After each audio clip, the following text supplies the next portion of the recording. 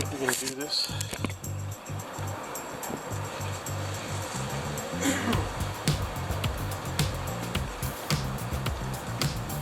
Hey there. How do you know you have the best possible bag tie-down system? Well, you know, I'm using metal here and I'm tying down my bag to these handbars down here. They're not handlebars. Handlebars are up here. Hand grips, whatever you want to call them. But if you're attaching this to this and you want to make sure that that's as solid as possible, check this every so often. And you might be able to hear that. See, that one's fine. That one's loose. Wow, that's a tough tie-down system because that came loose. So now I gotta fix that. Well, to turn a bad thing into a good thing, I pulled off the plastic caps here, and the first thing I did was say to myself, they're really tiny. Don't drop them. Whatever you do, don't drop them, and certainly don't drop them down into the bike. But guess what? Being the fumble fingers that I am, I dropped one of the little plastic caps here down into the bike. And I shook the bike and I couldn't get it out. So as part of the video today, we're going to explore where things go when you drop them way down in there underneath the seat. And we're going to have some fun today trying to find it. Let's do it. So here is what we're looking for. We're looking for this cap that went down there, somewhere in there. The first thing I'm going to do is I'm going to take off the seat because it might be sitting right here. But you know, I heard it go clunkety clunkety clunk clunk clunk, which might mean that it's way down there somewhere. So it probably went clunkety clunk clunk clunk clunk down underneath where that B is right there. So that's probably where it is. But we're going to try and find it as quickly as possible.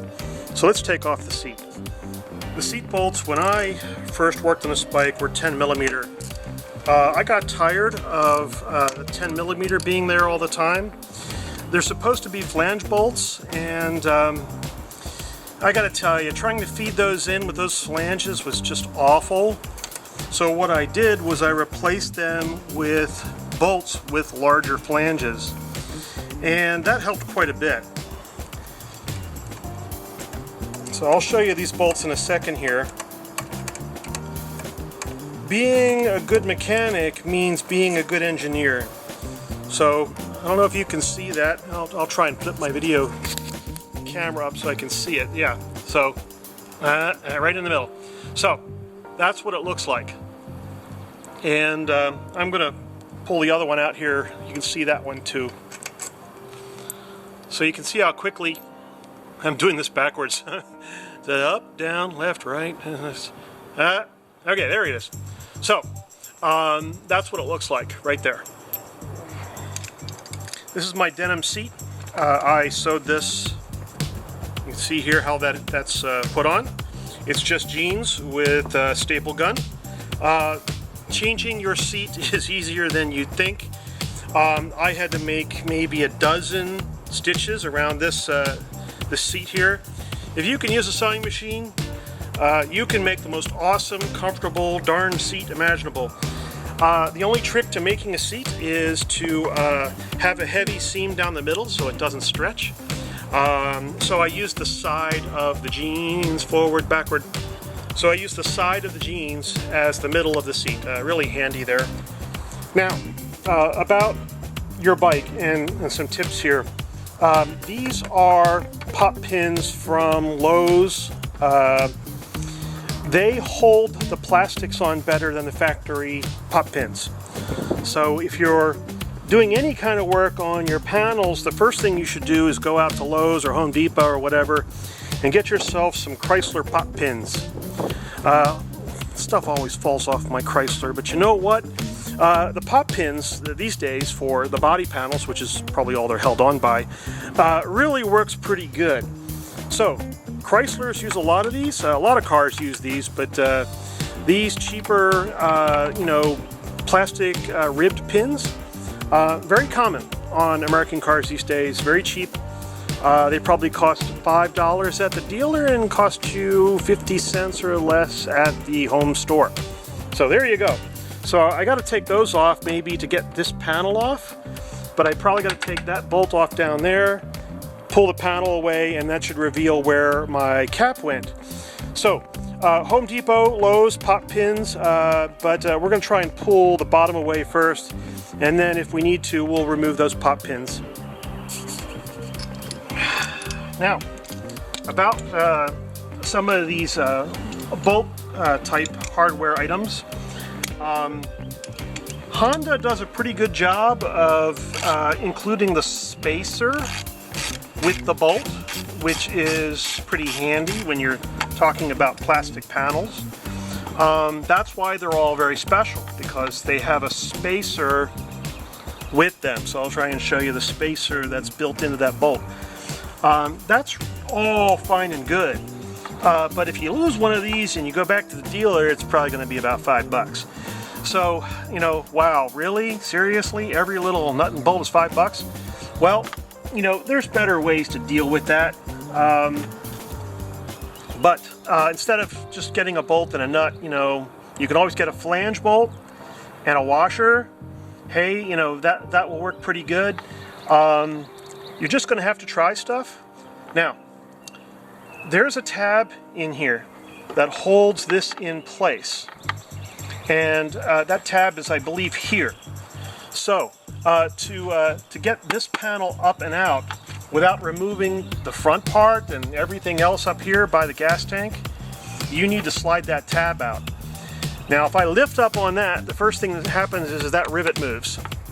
So I'm going to have to pop that rivet out to get that tab out to pull this away. Let's try that real quick. I'm going to just use my fingers to try and pull that out. That's in there pretty tight, as I said, Home Depot or Lowe's. I'm going to get a special tool to remove that pop pin. Alright, so we're back, and I have a very special tool. It looks like a screwdriver with a red handle on it. Unfortunately, it looks like every other tool I have, and being the blind guy that I am, I can't find it. But I do have this other tool here, which should work just fine. You don't want to scratch the panels, so come in from the top. And you don't want to scratch the frame, so you just kind of work it loose, little by little, right? And put your finger on it so you don't send it sailing across the driveway into another vehicle where it will get lost, probably inside a rim or something like that. So just kind of work it loose. You can see there I've popped it pretty good. I'm going to get behind it and I'm going to work it even a little bit more, and that should come loose. Just keep working at it. Be patient. Don't snap the panel. You can see that that is coming loose. That's the beauty of these pop pins is, you know, you can just get them loose with any old tool. It's just, you know, do you have the nerve to get that tool and pull on it? And if you break it, well, you should have another one. So I'm just going to give this a yank and pull. All right, done. Guess what? It went halfway across the driveway. It's gone. So I found it here. It is destroyed. I'm going to get another one, and it's going to be 50 cents. So let's take a look at this panel here. Now I can pull this out of here, and I can lift up the panel from below. So I'm going to get the tab out, and I'm going to pull this panel out as far as I can. Looks like there's another pop pin up in the front here, so I don't know if you can see that. There's a pop pin up here, and I'm going to probably have to remove that, but I can get more of the panel out. This has to come off first. I don't know if you can see that. So this has to come off first, and then this. You work yourself from the back of the bike to the front of the bike, and there's a whole page on it inside the book that tells you exactly how all this is done. But there's ways to cheat on it. So is my cover there? No, it's really not. So I want to show you what I did was I folded the panel, okay, and pulled out the bottom tab here. I've seen guys driving around with this tab out. If you see that, point and laugh, go ha ha, and help them by, you know, saying, look, pull this pin out and put the panel back in. But you have to get the seat off to get to that pin. So anyway, okay, so we can get some of it out, and I can get my hand in here and I can feel around to see where that part went.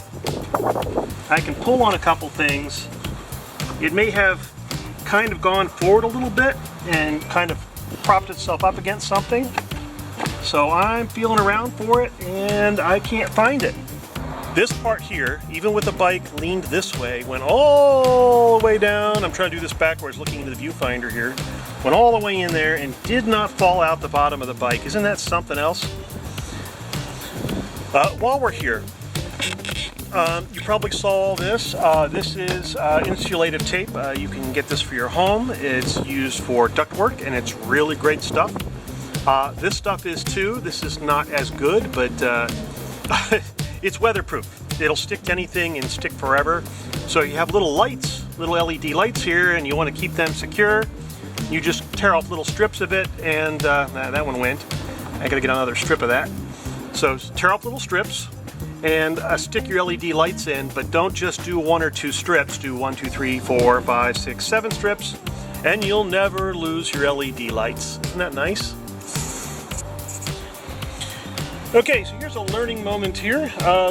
Your bike has a wide variety of pins and things, and if your pins are in great condition and better than stock, some panels will stay put just fine without all the bolts and pins in place. Now there's a hole there, and there's a hole on the other side, which tells me that either I lost something or one of my mechanics lost something. People are human. You don't get angry. Take the longest bolt you can find and see if you can spin it in. And if it doesn't go, and that's pretty long, that right, left. If that doesn't go, find one that has finer threads and is a little narrower. You know, we're talking metric here, so find a bolt that's long so you don't drop it on your bike again. And when you find the right thread, find a small one that matches, and your bike will be a better bike. Use flange heads. Okay, so here's one that went all the way in. So I put that bolt in there and I turned it in, and that just went all the way into the bike. And boy, that's a bummer, because you gotta get your fingernail in there and you gotta work at it, and it doesn't want to come, and you know. So, how do you get that? Duct tape.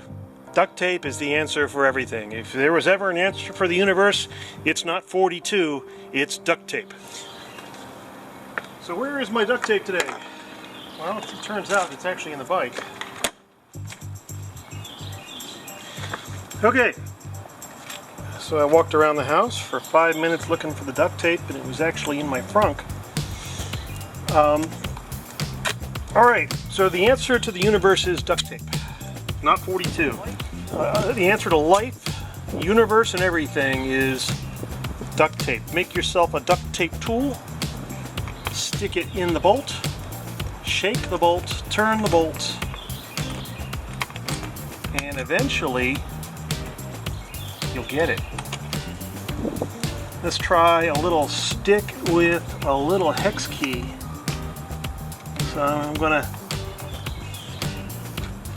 jam the hex key into it with the duct tape and then pull. That did it. So the answer to life, the universe, and everything is duct tape. Alright, so this part went in. That is a threaded hole there. And this other one didn't go in. So one went in the hole all the way, and the other one was too big, surprisingly. So I'm going to have to work at this for a bit to find the right thread. So after some testing, I found out that this is the right thread. This also has the proper washer built into it, so this probably is that bolt, and this panel should probably sit a little higher so the trunk fits better. And these pop pins are in pretty tight, so I probably should have put this in first and then put that in last.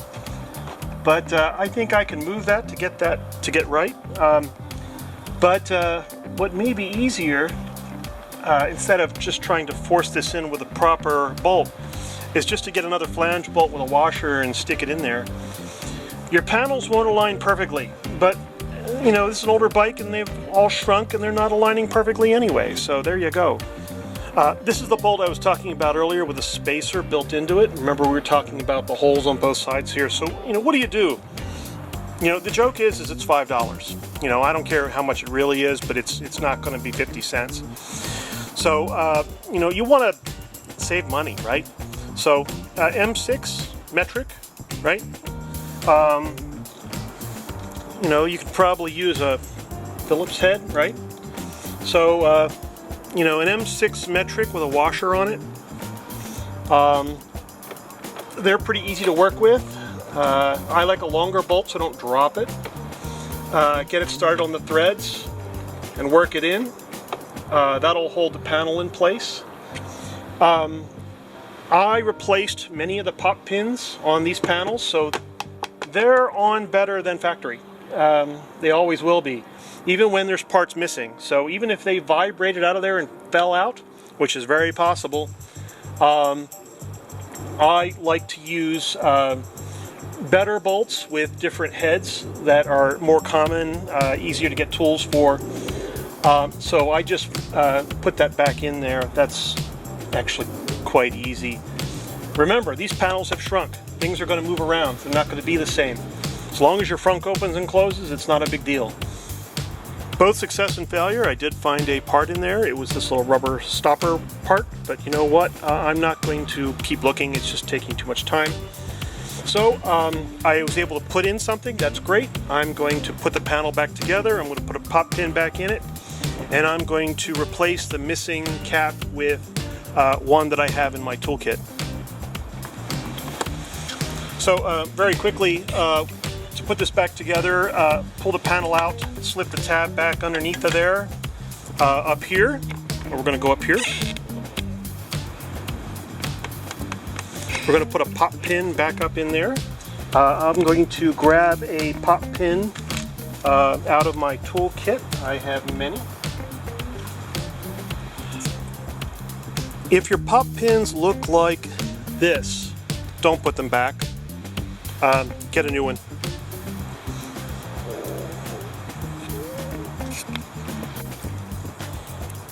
Okay, so I have a pop pin from a Dodge, and I'm going to find the hole and just really wrench that in there. That's tight.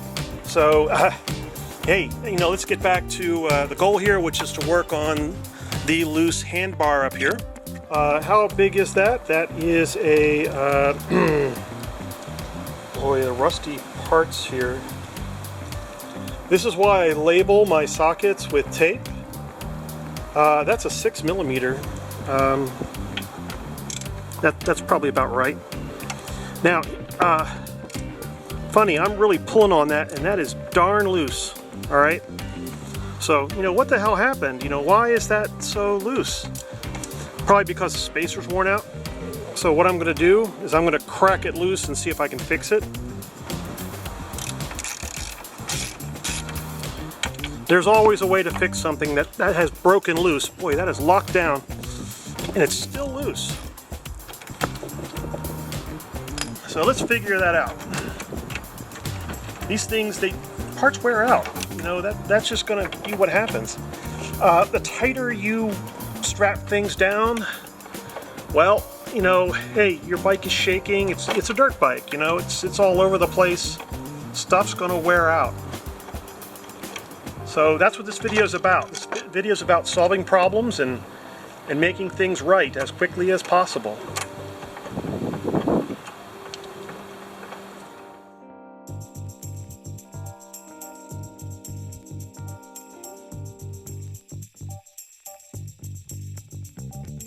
So I had these bolts here, and they were sitting on some lock washers, some split washers actually, and that was helping this wobble. So we're going to go with some flat washers and we're going to fix it up. Probably go with some flange bolts or something a little bit tougher. Be aware that there's spacers in here. when you lift this out, sometimes you have to lift it up and around, the spacers will drop and fall into the bike, and then you'll have more problems again. Don't do that. Just be very cautious. I'm going to find another metric bolt that's this size, and I'm going to use a flat washer, and we're going to make this super strong. I highly recommend keeping a pro pack of special bolts. I have these golden bolts here, and they're going to work out just fine for length and everything. These bolts are correct. These are out of the gold kit, and what I'm going to do is I'm going to take a little silicone glue from my favorite chain tensioner kit. This stuff holds as well as blue Loctite. I don't care what anybody says. I've been snowboarding for 30 years, and you can put Elmer's glue in there or whatever, and you'll get about the same effect. If you're the kind of guy that wears stuff loose, just works it out, shakes it apart, whatever you're doing every darn day of your life, you figure out what glues work and what glues don't. And you'd be shocked, how much a cheap silicone glue works, versus, say, blue Loctite. Yeah, if you can hold a snowboard binding to a snowboard all day long in the ice and freezing and then the re-thawing and everything, hey, use that. So the next question of the day is, do you have the right socket? Will they turn all the way in? And, will your hand grips, your rear bars, will they level off and stay tight? And the answer is maybe. So, work that socket all the way down and see how things are going to fit. I believe that those bolts were right. They fit the Honda caps. They seem to be what Honda was looking for, but they're not right for what I'm doing. They clearly came loose. So I'm changing what I'm doing with this. Now let me get the socket wrench out and tighten that down and see what happens. Okay, so we're back, and remember, we made a modification here. We're not using the stock bolts, right? So dangerous, to make such modifications for such a critical part, right? So I'm putting mild pressure on that. I'm not really torquing that down. I don't want to snap anything.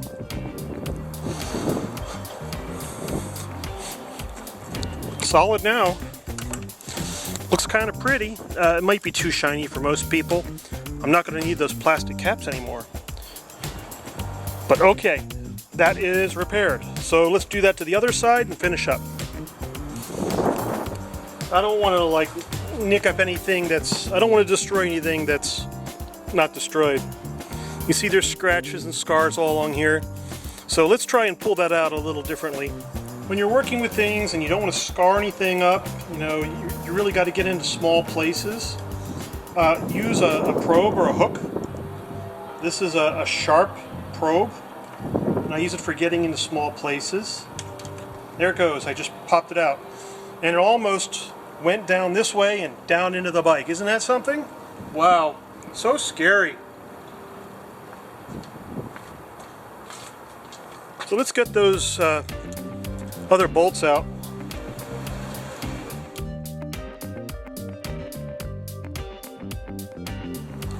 This one has a spacer in it, that one does not. I think I put a nylon spacer in there because it was missing and I didn't want to pay the $5 to replace the spacer. So I'm just going to replace these with the gold bolts, and we're going to move on. The next question is how much of this glue do you really need? And the answer is not that much. So you're going to have to share. I love that line. That's enough right there to do the job. So we're going to screw that in with that much silicone on the threads.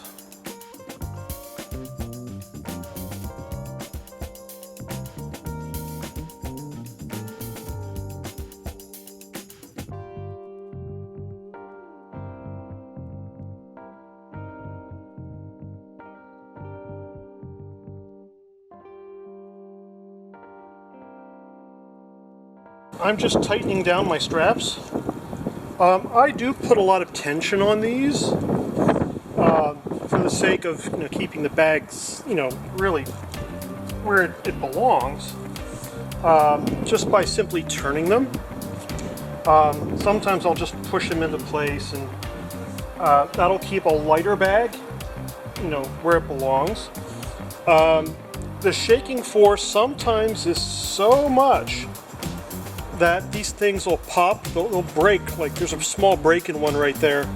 I'll just replace that in a couple of days, and that's not going to be a big deal. This thing is strapped down in so many ways that I'll never lose it. But I'm due to replace that first strap. That's after a few hundred miles. So a few hundred miles of shaking and just high winds and all kinds of other stuff. So hey, nothing's ever perfect, but that's not a bad solution for holding your bag in place. I just want to show you that even an experienced mechanic can make a mistake. I didn't clip the front of the seat, so I'm going to go back and remove the bolts and put them back again. That's why you should always mark your tools.